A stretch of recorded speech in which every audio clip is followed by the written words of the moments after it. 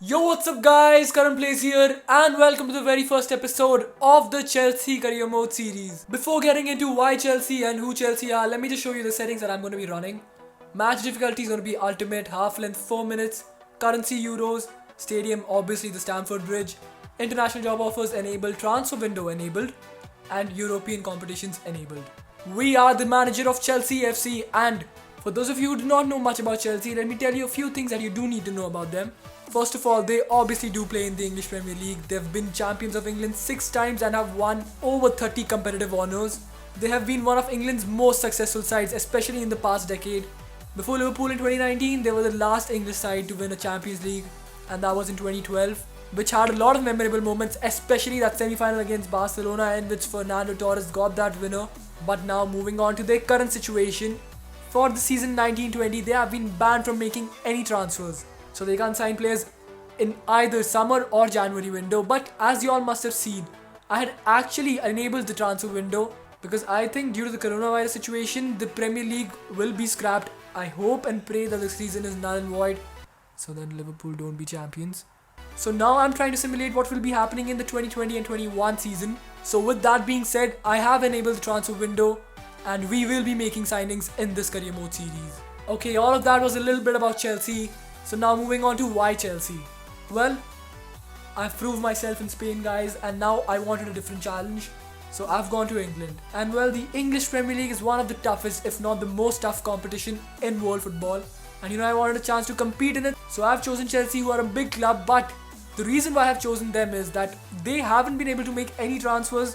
So their squad is a relatively younger side, and you know what? That means that I can actually bring in a few top class players so that I can build the squad around those players and not have inherited a squad that actually already had a team based around some players. So now I have the freedom to mold the squad around whomever I want to.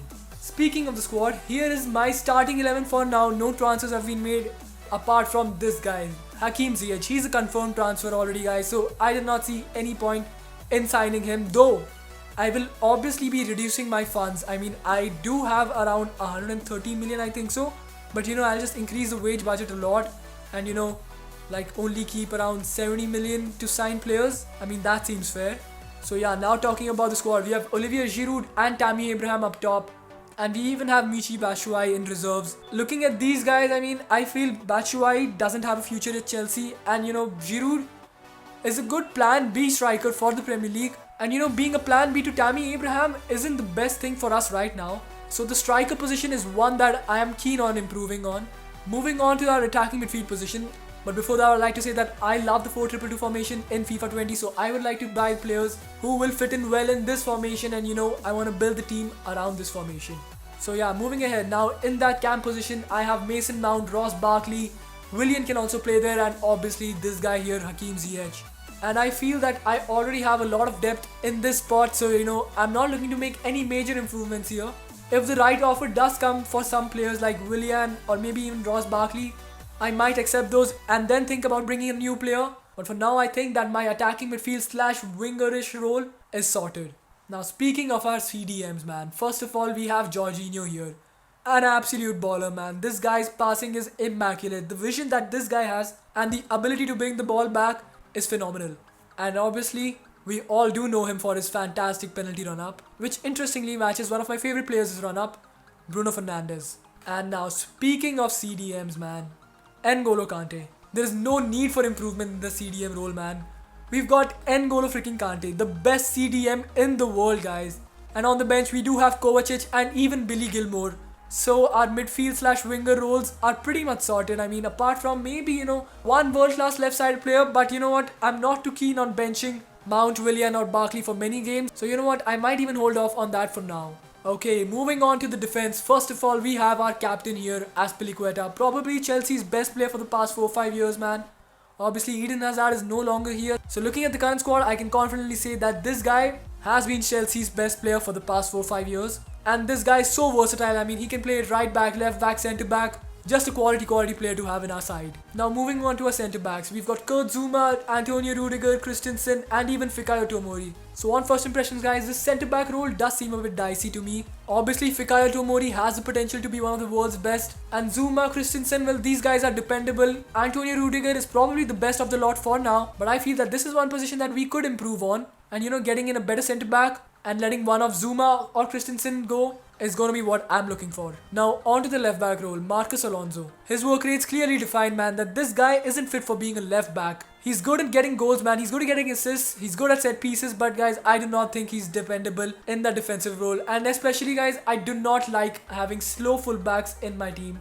The only reason I'm giving Azpilicueta a pass for now is that he's been very loyal to the club. And you know what? He can even play as a centre back. But if the right offer comes for either Azpilicueta or Alonso or even both, I might actually offload them. Okay, now moving on to Chelsea's record signing, Kepa Arrizabalaga. 24 years old, 83 overall, and although he has had an awful season up till now for Chelsea, he has shown moments of brilliance, and I believe he has the potential to be one of the best keepers in the world in the future. Now moving on to the bench, we've got Pedro here, who's on the decline obviously, and we all do know that FIFA 20 career mode hates players above the age of 30, so this guy is gonna go down in overall rating very fast. So you know what? He's 80 rated right now, and I hope a few offers come in for him, and I want to cash in on him as quickly as possible, because I do feel that we have a lot of players playing out wide in that right wing role. We've got Hakim Ziyech, we've got Willian, we've got Callum Hudson-Odoi, and I do not want to hinder Callum Hudson-Odoi's development, so you know what? It won't be the worst thing in the world if Pedro does leave. Kovacic, man, this guy is absolutely phenomenal in game, and you know what? He's the perfect backup to have for either one of Kante or Jorginho if they do get injured somehow. And he's 84 rated, and he could actually even replace Jorginho in the squad, especially if you're playing against a side that has very fast players. There, his pace will actually come in clutch. And I'm absolutely indifferent to which one of Jorginho and Kovacic starts. Now moving on to Willian, man. This guy, I don't know, man. If I could sum him up in one word, or you know what, one or two words maybe, he would be a moments player. This guy has just few moments. I mean, he gets miserably low goal contributions, man. I don't know how is he in the Chelsea side. I mean, this guy was linked to Barcelona and now to Liverpool. Obviously, if he does go to Liverpool, I think it's going to be on a free. But guys, I do not know how does this guy get a pass every single time, man. He's a decent player in real life and even in game, but man, I don't think he does deliver that much. I mean, he doesn't have the stats to back it up, man. He's that lucky that whenever everybody is about to turn on him and just say that bin this guy right now, he'll go ahead and perform and then completely change everybody's minds and then just disappear on the pitch for a few more weeks and then again produce a moment of individual brilliance and then again disappears. So that's why I called him a moments player.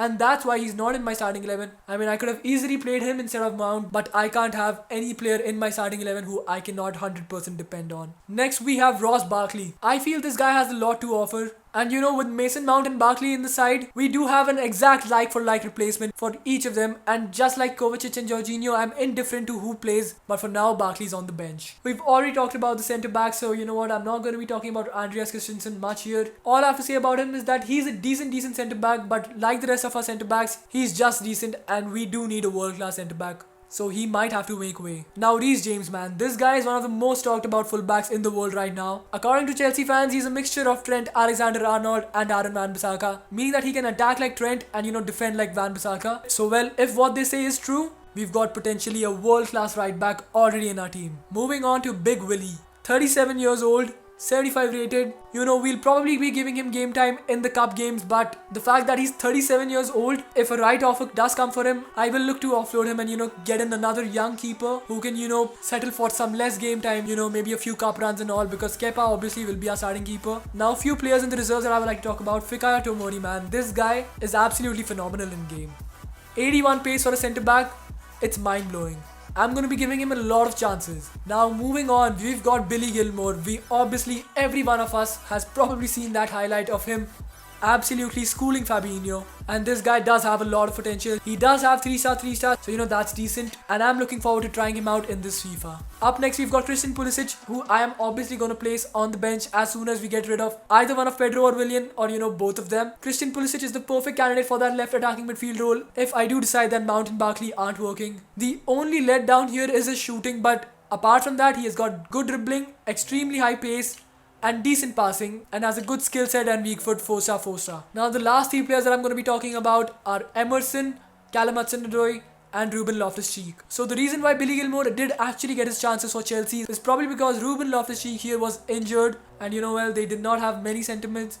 Kante also did get injured for a while there, and that just paved the way for Billy Gilmour. But you know what, I'm eager to play Ruben Loftus-Cheek and try him out in this FIFA. He's obviously been a player Chelsea fans have talked about a lot, but injuries have halted his career a lot because, well, honestly, before seeing his age right here, I actually thought he was around 20-21. But seeing that he's 23 and just 79 rated, if he was as good as Chelsea fans do hype him up, he should be higher than that. But probably it's because of the injuries. So he's gonna be in my team for now, at least until January, where we can at least try him out a few times and see whether he does deserve a place in this team or not. Now moving on, we have Callum Hudson-Odoi here. This guy is really talented, man. 18 years old, already 74 rated, has decent pace, decent dribbling. Obviously that shooting and passing will come as he grows. But yeah, I'm really eager to try him out. I mean, this guy I'm pretty sure he was linked with Bayern Munich, and well, that is just a testament to how great he can become in the future. And last but not least, we've got Emerson here. I think he'll be a really decent left back, and you know what? Even if we don't manage to sell Alonso, I will be starting him over Alonso pretty much every single game. He'll be my first choice left back, and you know what? I'll actually just put him in the starting 11 right now. And yes guys, that's the squad report, you can say.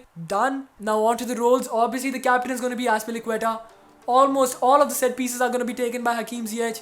Obviously, penalty duty is still live with Jorginho. Now, with all of the discussions about the squad done, let's move on to our objectives. So, firstly, we're going to be looking at the targets that the board has set for us. And do not worry, guys. I know how much y'all want it. So, I have actually brought in a few of my own objectives that I've set for myself. We'll take a look at those after these. So, our youth development requirements are pretty low. But you know what? I would like to get a head start on this and, send a scout as soon as possible. Y'all let me know down in the comment section below where do I send him. Now, brand exposure. Okay, they want us to earn 200 million from shirt sales within a season.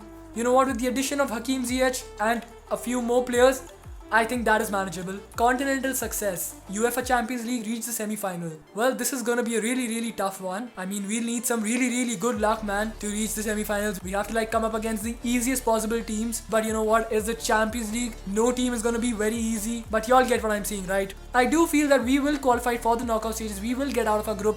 But reaching the semi-final is not going to be an easy task. Domestic success. Okay, for the Premier League, they want us to finish in a UCL spot, that is top 4. And they want us to win the FA Cup. To win the FA Cup is no joke. I mean, we've got to compete against sides like Manchester City, Manchester United, Liverpool, who have some mega teams, and well, we do not. Competing for the Champions League spot, I think it's doable because, well, as we can see, right now 19-20 season, which unfortunately isn't going on. But Chelsea still are in the 4th position. So we do know that this side has the potential of reaching the top 4. So yeah, these are going to be really tough objectives. And lastly, we have our financial goals. Reduce player wages by 150,000 a week. Well, this is a really weird one. I don't know how I'm going to do this, but well, it's got to be done, isn't it? Okay, before moving on to my season objectives, I've gone ahead and adjusted the wage budget.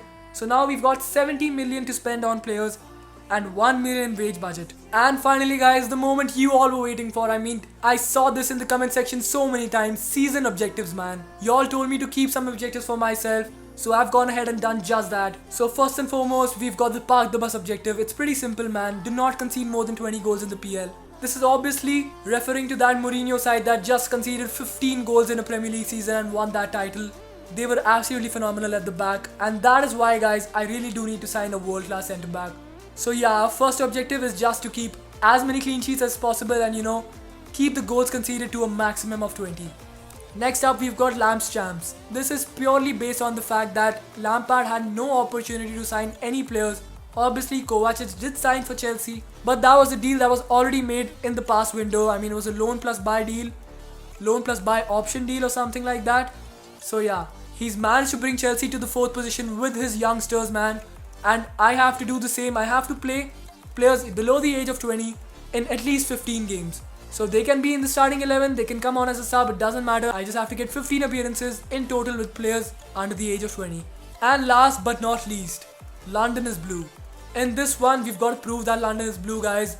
We cannot drop a single point. That means even if I draw a single game against West Ham, Arsenal, Spurs or Crystal Palace, I have failed the objective, guys. So the stakes are pretty high here. We cannot even afford a draw against our London rivals. Wins all across is required. And this one is going to be a tough objective.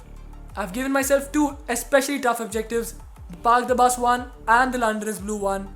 The Lamp's Champs objective though is a relatively easier one. And with that said, guys, if by the time we reach the January transfer window and two of these objectives are like unachievable, I'm gonna be doing a forfeit, which either y'all decide, or you know what, I thought that I would have to sell my best performing player, not my highest rated player, but my best performing player. So it could also be a new signing who I might have to end up selling.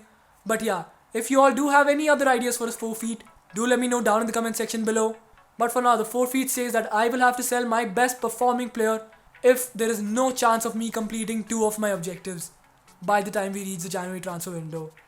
Obviously, if we do end up reaching the transfer window and two or even if all three are achievable, then obviously we get a pass. But the forfeit will carry on to the next season. That is, if we don't manage to complete two of our three objectives, we will have to sell our best performing player the following season. And guys, my overall objective is, to get as many trophies as possible, which is obviously a given, so I haven't included that in my season objectives. And within 3 seasons to win the Premier League. So my end goal is to get this Chelsea side and to improve them and add to their already existing 6 Premier League trophies and get their 7th one. So now with our objectives being clear in our mind, let's move on and get into some transfer business. And guys, for now I haven't even transfer listed any of my players, and guess what, we actually do get an offer for Pedro for 11.9 million from Frankfurt. And you know what I said, guys, if the right offer does come in for Pedro, I am looking to offload him. 11.9 million, I'm gonna take it, man. Okay, so guys, I had to make a decision between Kurt Zouma and Christensen, and you know what? I feel like Kurt Zouma is more suited to my style. I mean, he's a faster centre back, and I like pace in my defense. So unfortunately for Andreas Christensen, I'm gonna be transfer listing him for now. Another one of the players that I'm looking to offload is Marcus Alonso, man, and I'm gonna be signing a left back at least in this window. So I'm gonna go ahead and transfer list him, and as soon as he's sold, I'm gonna go ahead and purchase a quality left back because, well, Emerson is decent, he's 24 years old, but I feel that he will benefit from having a world-class left back in our side. Okay, we've got two offers for Andreas Christensen, one from RB Leipzig and one from Valencia. You know what, I'm going to be accepting RB Leipzig's offer for now because, well, Leipzig are offering us more money. Billy Gilmour is one I do want to try out, man, but I do feel that he will benefit from a loan move. So yeah, I'm a bit indecisive here. So y'all let me know, do we keep him for this season or loan him out and get him back for next season? Let me know down in the comment section below. Okay, well, this is surprising, man. Things are actually going as well as I wanted them to, man. Michy Batshuayi. There's been an offer for Michy freaking Batshuayi. Even though I haven't transfer listed him, Watford want to buy him for 19.5 million. I will be accepting this deal, and well, that gives us a lot more money to spend on some quality attacker. We've got a transfer offer for Marco Van Ginkel here from Besiktas, 7.7 million, man. I'll take it. And finally, man, we've gotten a transfer offer for Marcus Alonso, 19.8 million is actually more than what I'd expected. So I'll take that, man. Okay, this is some interesting news. We've got an offer for Olivier Giroud, and man, he's 32 years old. And well, I don't see me getting more money for him ever again. 9.7 million for a 32-year-old is actually a lot. Even though his market value is between 10 to 15 million, but guys, I don't think he will be sold for anything more than 10 million, and 9.7 million is as good an offer we'll ever get. So you know what, guys, I'm actually gonna go ahead and accept this one. We're gonna have to bring in at least 1 or 2 strikers. Okay, well, other teams have gotten the head start on us, man. They've been signing players left, right, center. And guys, now I think it's my turn. I'm looking to sign a left back, and well, I've shortlisted Fauzi Ghoulam from Napoli because, well, I did not want to sign someone like Ben Chilwell because that would just reduce Emerson's game time to practically nil in the Premier League because, well, Ben Chilwell has a lot of potential and will cost a lot more too. Whereas Fauzi Ghoulam, he's 28 years old. He's been playing in the Serie A for a long time now with Napoli. So his experience and all will surely help Emerson grow. And well, it'll be some healthy competition for both of them. And hopefully we can get him for a reasonable price. He's valued at 11 million. I'm gonna go ahead and offer them straight up 13 million. Hopefully they'll accept that because, well, he's 28 years old and 13 million does seem to be a decent offer. That's not bad. They want 13.3 million and a 5% sell-on clause, which according to me doesn't seem too bad, man. Just 300,000 more than what you were looking for. I'm not gonna complain, man. And now all that's left to bring him into our club is to negotiate the wages and role. First of all, the role that he's asked for is an important one. You know what, I'll try to counter that and offer him a rotation role. I don't think he'll go for it because, well, he's 28, he's in his prime, and I think he'll want some more game time. But hopefully he'll accept that. Okay, no, he wants to play a lot of matches, and well, that's acceptable. We do have only 2 left backs, and well, they're going to be getting a lot of game time in cup matches and even in the Premier League. Okay, he wants a 2-year deal, and well, that's perfect because by the time Emerson will be 26 and hopefully one of the world's best left backs. They don't want a release clause. I don't want a release clause either, so that's perfect. And now finally down to salary. He's earning 62k right now, so I'll go ahead and offer him say 75k maybe. Hopefully he'll accept that, and let's see how much should be signing bonus, man. Let's see 300,000, man. 300,000. Hopefully he can accept that. 75k plus 300,000. That's a fair offer. And finally here we have it, guys. Fauzi Ghulam has signed for us. Finally we've got two left backs who will actually be defending for our club. And guys, we've got a transfer offer for Ruben Loftus-Cheek for 23 million from Ajax. That's a lot for a 23-year-old who. That's a lot for a 23-year-old who has been riddled with injuries, guys. I don't know. I mean, it does seem like a decent offer, and we do have a lot of central midfielders. But for now, guys, I'm going to be stalling this. I'm going to be waiting for your inputs on this one. Do we sell Ruben Loftus-Cheek, guys? Y'all let me know down in the comment section below. Okay, guys, I'm pretty sure y'all were just waiting for some action, man. And guys, we have a blockbuster of a game. Right in our first Premier League match, we do face Manchester United. And it's an away day at Old Trafford. It's going to be a really, really tough one. With a lot of our players leaving, and we haven't made any key signings for now. And well, it'll practically be as if we were playing with the transfer ban. But I will be changing the formation up a bit because, well, we don't have the players to play a 4-2-2 for now. But before that, let's go ahead and give our first press conference. Okay, so how are my preparations for my Chelsea debut game going on? Well, we have a lot of quality in the squad. I mean, we have a lot of top players in our team. And we have a lot of potential world beaters. Can the team handle the pressure to qualify for Champions League? Qualifying is essential, man. I mean, it's one of our both targets, and well, we are looking to compete in Champions League to be a relevant club, man. Will Ghulam get his first minutes on the pitch today? I'm not too sure, man. I'm thinking of starting Emerson, but I might just play Ghulam. I can't say anything right now. And that's it for the press conference here today, guys. Okay, so here we have it, guys. Our first starting 11 for our first Premier League game of the season. Actually, our first game of the season, I should be saying, but yeah. We've got Kepa Arrizabalaga in goal, Cesar Azpilicueta, Fikayo Tomori, Antonio Rudiger, Emerson in defense, Jorginho and Kante are CDMs, Pulisic starting as a left attacking midfielder, Mason Mount in that cam role, and Hakim Ziyech in that right attacking midfield role, and obviously the only striker we have at the club right now, Tammy Abraham up top. It's going to be a really, really interesting match, guys. This is my first match with Chelsea on FIFA, so let's see how that goes. And here we have it, guys. Old Trafford is ready. George Best in the background, man. This is going to be one hell of a match, man. Manchester United versus Chelsea. Two of the biggest clubs of England going head to head in the first game of the Premier League season, man. It's going to be a really, really interesting one. Okay, so let's go ahead and take a look at the team Manchester United are going to be playing. Wow, they've actually gone ahead and made a signing, man. They've bought Karim Bellarabi for that right wing role. The rest of the lineup goes like this. David De Gea in goal. Aaron Wan-Bissaka, Victor Lindelof, Harry Maguire and Luke Shaw in defense. Fred and Paul Pogba, the CDMs. Karim Bellarabi and Marcus Rashford out wide. Bruno Fernandes, the central attacking midfielder, and Anthony Martial up top. So they've gone with a 4-2-3-1-2, but their side has a lot more width than our side does. So hopefully we can win those midfield battles, keep possession and score goals. All we can do is hope for the best, and Anthony Martial kicks things off for our first Premier League game. Manchester United have an early chance here. In the first 6 minutes, we haven't even touched the ball. The ball is played towards Maguire. Maguire towards Fred. Fred with a long shot here. Tammy Abraham blocks it. And then Martial with a golden opportunity. Hit it straight at Kepa. Now the dangerous Marcus Rashford on the ball. Rashford plays it to Shaw. Shaw to Paul Pogba. They might have a chance here. Still Paul Pogba on the ball. What a save, Kepa, man. What a fantastic save. Okay, Marcus Rashford skips past Azpilicueta with ease. It's been all Manchester United in this first half. That's a great ball in for Bellarabi. And we've conceded. Karim Bellarabi, their new signing, gets a goal on his debut. And well, I guess they did do the right thing, trusting him with the number 7 jersey.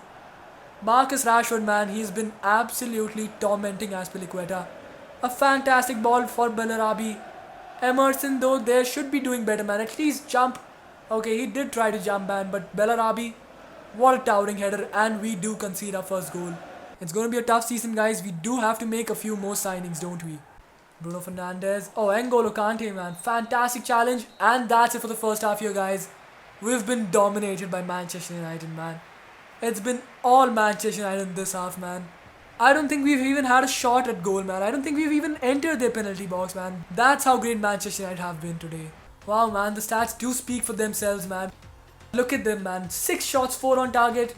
They've been battering us continuously. Hopefully, we can turn things around in the second half. But, man, I don't think my side is capable of doing that at this stage. Kante plays it to Hakim Ziyech. Still Ziyech on the ball. Ziyech against Fred, and Fred brings him down from a challenge behind, man. That should be a red card. No way that's not being a red card. Yes, it is a red card, man. Fred is sent off. We might actually have a chance here, guys. What an awful challenge from Fred, man. Hakim Ziyech was absolutely just toying with Fred. And, man, Fred was having none of it. He brings him down. And that's a red card for Manchester United. Luke Shaw plays it to Marcus Rashford. Azpilicueta, man. That's a captain's challenge. And we actually do get the goal kick. That's fantastic. And some transfer news from other clubs here. Saul Niguez has joined Manchester City from Atletico Madrid for 79.5 million. Guys, I think it's time I made some changes here. Hakim Ziyech, I want to try him out at the cam role. And you know what? Mason Mount, I'm going to bring him off for Willian. And Kovacic on for Jorginho because, well, I do need some pace in midfield because they do have a man down. Pace right here will absolutely be essential on counter-attacks. We do have to exploit that man advantage. And that's it for this game here, guys. Second half ends. We did pick up the pace in the second half thanks to that red card. But unfortunately, it wasn't good enough. This game is the perfect example for us. We do need to improve on that centre-back role. And we do need to desperately sign an attacker because, well, Tammy Abraham isn't experienced enough to be playing as a lone striker week in, week out. And up next we have the UEFA Super Cup, Chelsea versus Liverpool. This is our first opportunity and, well, probably our best opportunity to get a silverware for the season, man. Because it's a direct final, guys. And you know what, before that, at least I do need to bring in striker. So y'all let me know down in the comment section below who do I bring in. I'm thinking of bringing in Werner. But if y'all do have any better alternatives, I'm open to suggestions. Let me know down in the comment section below. And that's it for today's episode, guys. Do not forget to smash that like button. Do not forget to share, subscribe. Do not forget to leave your comments, suggestions, feedback down below. And do not forget to turn on that notification bell so y'all know whenever I upload the next episode.